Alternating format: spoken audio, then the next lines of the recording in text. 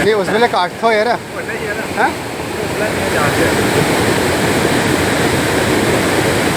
पानी ने ताकत बड़ी है। आहो ना पानी ऊँ तब जाऊँगा जिस वेले पत्थर लात ना लगो ना उस वेले चाक ले आगो वो इस पानी ने ताकत है नहीं चपड़ दे सकते।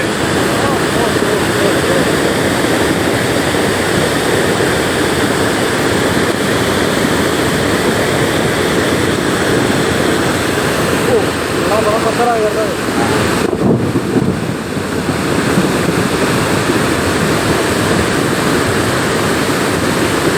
सरपंच को पुली बनवा है, ठीक है, पुली बनवा है।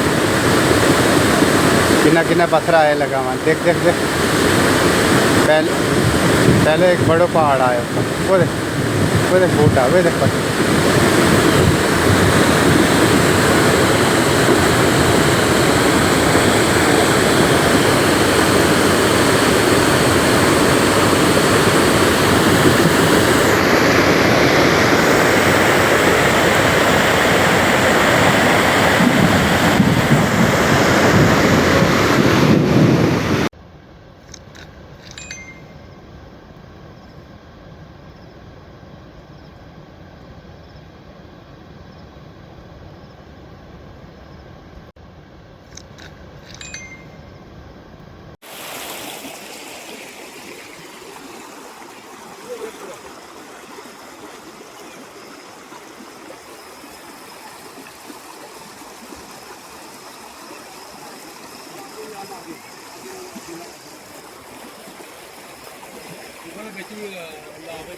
पानी खड्ड का पानी आई जाए